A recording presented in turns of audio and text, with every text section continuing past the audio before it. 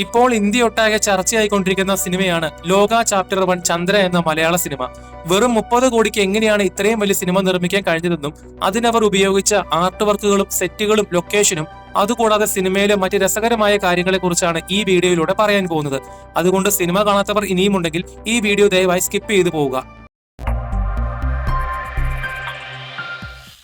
സിനിമയുടെ ആർട്ട് വർക്കിനെയും ലൊക്കേഷനെയും കുറിച്ച് പറയുന്നതിന് മുൻപായി സിനിമയുടെ പിന്നിലെ ചില രസകരമായ ഫാക്ടുകളെ കുറിച്ച് പറയാം.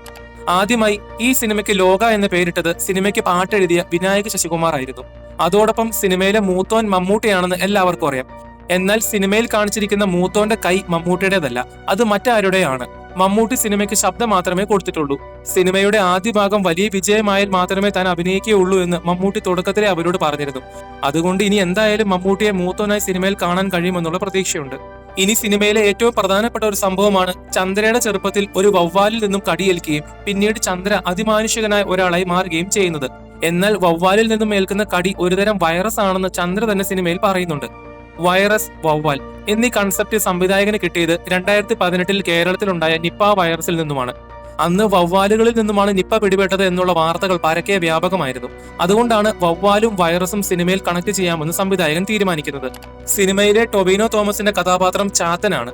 ആശുപത്രിയിൽ വെച്ച് പോലീസുകാരുമായുള്ള ഫൈറ്റിനിടയിൽ തോക്ക് ചൂണ്ടി ടൊവിനോയുടെ കഥാപാത്രം ഹസ്തലവിസ്ത എന്ന് പറയുന്നുണ്ട്. ഇത് ശരിക്കും 1991 പുറത്തിറങ്ങിയ ടെർമിനേറ്റർ 2 ദ ജഡ്ജ്മെന്റ് ഡേ എന്ന സിനിമയിൽ നായകനായ അർണോൾഡ് പറയുന്ന ഒരു ഐക്കോണിക് ഡയലോഗിൽ നിന്നും കടമെടുത്തതാണ്. അതോടൊപ്പം ടൊവിനോയുടെ കഥാപാത്രം ചാത്തനാണെന്ന് കാണിക്കാൻ വേണ്ടി സിനിമയുടെ പോസ്റ്റ് ക്രെഡിറ്റിൽ എന്നെപ്പോലെ വേറെ 389 സഹോദരന്മാരുണ്ടെന്ന് പറയുന്നുണ്ട്. ഇത് ശരിക്കും ചാത്തന്മാരെയാണ് ഉദ്ദേശിക്കുന്നത്. കാരണം ഹിന്ദു മിത്തോളജി അനുസരിച്ച് ബൃങ്കാസുരൻ എന്ന അസുരനെ നേരിട്ടതിനു ശേഷം വിഷ്ണുമായയുടെ രക്തത്തിൽ നിന്നും ഉയർന്നു വന്ന 390 ആത്മാക്കളെയാണ് ചാത്തന്മാരായി കണക്കാക്കപ്പെടുന്നത്. അതുകൊണ്ട് തന്നെയാണ് ടൊവിനോയുടെ കഥാപാത്രം എന്നെപ്പോലെ വേറെ 389 സഹോദരന്മാരുണ്ടെന്ന് പറയുന്നത്. ഇനി സിനിമയിലെ ചന്ദ്ര യക്ഷിയായ കള്ളിയങ്കാട്ട് നീലിയാണ്. എന്നാൽ ഒരു ടിപ്പിക്കൽ യക്ഷിക്ക് വെള്ള സാരി കൊടുക്കണ്ട എന്ന് കരുതി സിനിമയിലെ ഒരു ഭാഗത്തായി വെള്ള സാരിക്ക് പകരം വെള്ള ഒറ്റയുടുപ്പ് യക്ഷിയായി നീലിക്ക് കൊടുത്തിരുന്നു. ആ ഒരു സീനിൽ ചന്ദ്ര വരുമ്പോൾ ബാക്ക്ഗ്രൗണ്ടിൽ കേൾപ്പിക്കുന്നത് കിളിയെ കിളിയെ എന്നുള്ള ഗാനമാണ്. അത് കൊടുത്തതിന്റെ കാരണം മറ്റൊന്നുമല്ല, ആ പാട്ടിന്റെ ഒരു വരിയിൽ ഉയരങ്ങളിലൂടെ പല നാടുകൾ തേടി എന്ന് പറയുന്നുണ്ട്. ശരിക്കും ചന്ദ്രയുടെ കഥാപാത്രം ഉയരങ്ങളിൽ പറന്ന് ഒരുപാട് ദേശങ്ങളിലൂടെ ചുറ്റിയിട്ടാണ് ഇവിടെ വന്നിട്ടുള്ളത്. അതുകൊണ്ട് ആ പാട്ട് ചന്ദ്ര എന്ന കഥാപാത്രത്തിന് കൃത്യമായി സിങ്ക് ചെയ്യുന്നതായിരുന്നു. ഇനി അധികം പറയുന്നില്ല, കാരണം സ്പോയിലറായി പോകാൻ ചാൻസ് ഉണ്ട്. ആയതിനാൽ ഈ സിനിമയുടെ ഗംഭീര ആർട്ട് വർക്കുകളും ലൊക്കേഷനുകളും സെറ്റുകളും ഏതൊക്കെയായിരുന്നു എന്ന് നോക്കാം. ഈ സിനിമയുടെ കഥ നടക്കുന്നതായി കാണിക്കുന്നത് ബാംഗ്ലൂർ നഗരത്തിലാണ്. എന്നാൽ ബാംഗ്ലൂരിൽ മുഴുവനുമായി ഷൂട്ട് ചെയ്യാനുള്ള പെർമിഷൻ ഒന്നും അവർക്കുണ്ടായിരുന്നില്ല. അതിനു പകരം കേരളത്തിലെയും ബാംഗ്ലൂരിലെ മറ്റു പല സ്ഥലങ്ങളിലും മാറി മാറി സെറ്റിട്ട് ആർട്ട് വർക്ക് ചെയ്തിട്ടാണ് അവർ ബാംഗ്ലൂരായി നമ്മളെ കാണിച്ചിട്ടുള്ളത്. ഏതാനും ചില ഉദാഹരണങ്ങൾ പറയാം. ബാംഗ്ലൂർ നഗരത്തിൽ കല്യാണിയും നസ്ലിനും താമസിക്കുന്ന ഫ്ളാറ്റുകൾ ഒരു വഴിയുടെ അപ്പുറവും ഇപ്പുറവുമായിട്ടാണ് കാണിച്ചിട്ടുള്ളത്. ഇവരുടെ ഫ്ളാറ്റുകളുടെ എക്സ്റ്റീരിയർ പോർഷൻസ് എല്ലാം ബാംഗ്ലൂരിലും ഇന്റീരിയർ പോർഷൻസ് എല്ലാം എറണാകുളത്തെ അബാം സ്റ്റുഡിയോയിലാണ് ഷൂട്ട് ചെയ്തിട്ടുള്ളത്. രണ്ട് സ്ഥലത്തും ഒരുപോലെ ഫ്ളാറ്റുകൾ നിർമ്മിച്ച് ഷൂട്ട് ചെയ്തത് വെല്ലുവിളി നിറഞ്ഞൊരു സംഭവമായിരുന്നു. എന്നാൽ നിങ്ങൾ സിനിമ കണ്ടപ്പോൾ എത്ര പേർ ശ്രദ്ധിച്ചിട്ടുണ്ട്? ചന്ദ്ര താമസിക്കുന്ന ഫ്ളാറ്റിന് ബാൽക്കണി ഉണ്ടായിരുന്നില്ല. അതവർ മനഃപൂർവ്വം കൊടുക്കാത്തതായിരുന്നു.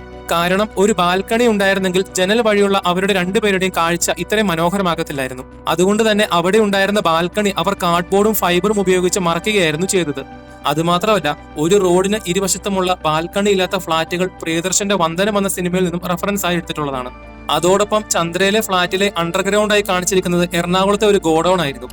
ഇനി സിനിമയിലെ ചന്ദ്ര ഒരു യക്ഷിയാണെന്ന് നസ്ലിൻ തിരിച്ചറിയുന്നതും ചന്ദ്ര ഒരു ബിൽഡിംഗിന്റെ മുകളിൽ കയറി നിന്ന് ആകാശത്തേക്ക് പറക്കുന്നതുമെല്ലാം സിനിമയിൽ കാണിച്ചിട്ടുണ്ട്.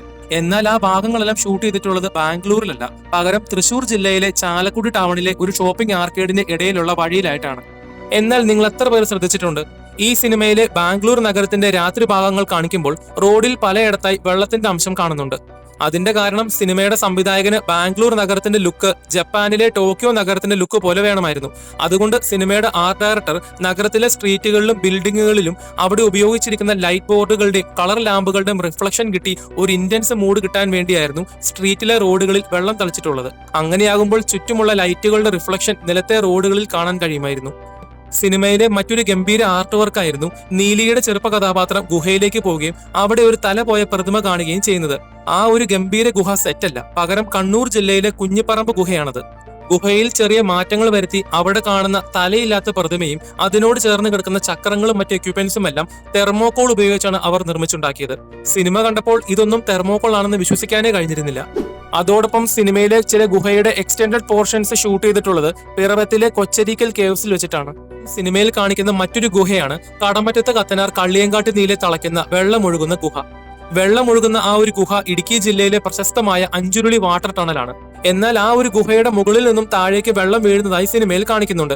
ഒരുപാട് ടൂറിസ്റ്റുകൾ വന്നിരുന്ന സ്ഥലമായതുകൊണ്ട് തന്നെ ആർട്ടിഫിഷ്യലായി വെള്ളം മുകളിൽ നിന്നും താഴേക്ക് വീഴിക്കാൻ അവർ ദിവസങ്ങളോളം കഷ്ടപ്പെട്ടിരുന്നു. ഈ ഒരു ഗുഹയിൽ വെച്ച് ഒരുപാട് മലയാള സിനിമകൾ ഷൂട്ട് ചെയ്തിട്ടുണ്ട്. ഇയോബിന്റെ പുസ്തകത്തിലെ ക്ലൈമാക്സ് ഭാഗം ഇതിന് ഉദാഹരണമാണ്. ഇനി സിനിമയുടെ ക്ലൈമാക്സിൽ കാണിക്കുന്ന ഏറ്റവും പ്രധാനപ്പെട്ട ഫൈറ്റ് നടക്കുന്ന കഫേ ബാംഗ്ലൂർ അല്ല, പകരം എറണാകുളത്തെ ഫോർട്ട് കൊച്ചിയിലെ ഒരു പാരിഷ് ഹാളാണ്.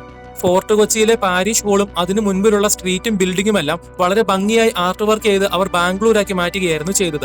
ഇനി ആ കഫേയുടെ അണ്ടർഗ്രൗണ്ടിൽ വെച്ച് ദുൽഖർ സൽമാന്റെ ഒടിയൻ കഥാപാത്രം ചെയ്യുന്ന ഫൈറ്റും മറ്റ് രഹസ്യ അറകളുമെല്ലാം എറണാകുളത്തെ വരാപ്പുഴയിലെ ഒരു ഗോഡൌൺ ആയിരുന്നു. അതോടൊപ്പം സിനിമയിലെ കല്യാണിയുടെയും ദുൽഖർ സൽമാന്റെയും കഥാപാത്രങ്ങൾക്ക് ഒരു അനിമി റെഫറൻസ് കൊടുത്തിട്ടുണ്ട്. ഈ കഥാപാത്രങ്ങൾ ധരിച്ചിരിക്കുന്ന ജാക്കറ്റിലും ഉപയോഗിച്ചിരിക്കുന്ന ആയുധങ്ങളിലും അത് കാണാൻ കഴിയും. കല്യാണിയുടെ ചന്ദ്ര എന്ന കഥാപാത്രത്തിന്റെ മുടിയിലെ ചുവന്ന കളറിംഗ് വരെ അനിമി റെഫറൻസ് ആണ്. സിനിമയിൽ ചന്ദ്ര ധരിച്ചിരിക്കുന്ന ഫൈറ്റർ വാരിയർ കോസ്റ്റ്യൂം മെറ്റീരിയൽ ബാങ്കോക്കിൽ നിന്നും നേരിട്ട് ഇമ്പോർട്ട് ചെയ്ത് ഉണ്ടാക്കിയെടുത്തിട്ടുള്ളതാണ്. അതോടൊപ്പം കല്യാണിയുടെ കഥാപാത്രം കയ്യിൽ കരുതിയിരിക്കുന്ന ലിപികളാൽ എഴുതപ്പെട്ട കത്തിയും ക്ലൈമാക്സിൽ ഉപയോഗിക്കുന്ന ഗണ്ണുമെല്ലാം സ്വന്തമായി അവർ ക്രിയേറ്റ് ചെയ്ത് ഉണ്ടാക്കിയെടുത്തതാണ്. തെലുഗു സിനിമയായ കൽക്കിയുടെ അതേ ഡിസൈനർ തന്നെയാണ് ഈ സിനിമയ്ക്ക് വേണ്ടിയും പ്രവർത്തിച്ചിരുന്നത്. വീഡിയോ നിങ്ങൾക്ക് ഇഷ്ടപ്പെട്ടെങ്കിൽ ചാനൽ സബ്സ്ക്രൈബ് ചെയ്യുന്ന കാര്യം ഒന്ന് പരിഗണിക്കുക. അതോടൊപ്പം നിങ്ങളുടെ വലിയ അഭിപ്രായങ്ങൾ കമന്റ് ബോക്സിൽ രേഖപ്പെടുത്തുക. അപ്പോൾ അടുത്തൊരു വീഡിയോയുമായി വരുന്നത് വരെ ബൈ.